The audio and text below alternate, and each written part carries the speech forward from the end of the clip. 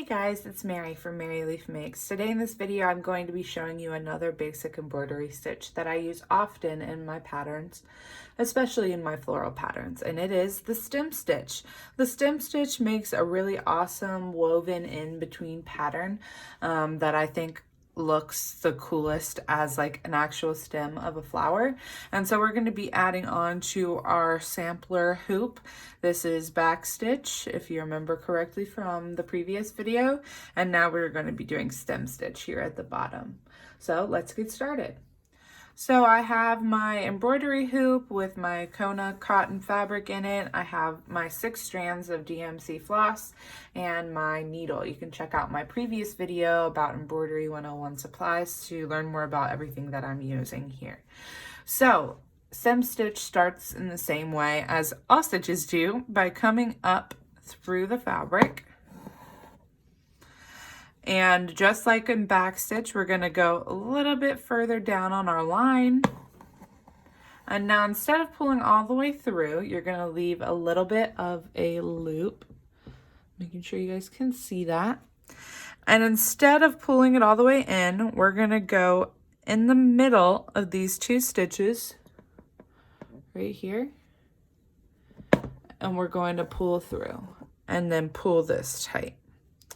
And so we're going to do the same thing again, go a little bit further down on the line, and instead of pulling all the way through, we're going to insert our needle back up through in between the 2 stitches and pull tight. Back in, down a little bit on the line, leave loose, insert in between the 2 stitches, and pull tight. Insert, come up in the space between, and pull. And it's as simple as that. So it is very similar to back stitch, except I'll show you a close up here in a minute, that it creates a really awesome like twisted look to it. And insert in on your last one. So I don't know if you guys can really see too well, but here's our back stitch that's really bumpy, whereas the stem stitch is a little bit thicker and it creates almost like a cable twisted rope effect. And I really love using this for stems of flowers. So let me show it to you with 2 pieces of DMC so you can see what it looks like when it is thinner, like we did up here with the back stitch.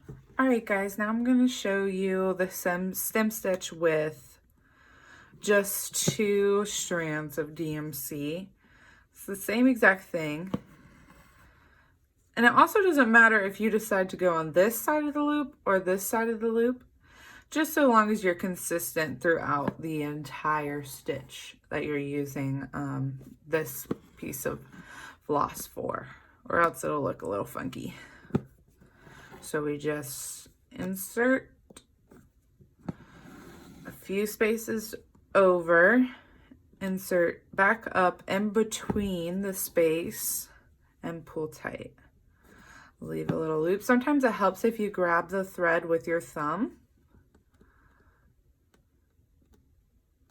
Insert back in and pull through.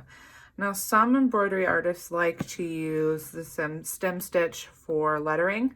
I personally don't like the effect that it has, but it does create a pretty seamless line, so that might be something you'd be interested in substituting in one of my patterns for, especially for cursive. It does go around curves pretty well. And there you go, there's stem stitch with just 2.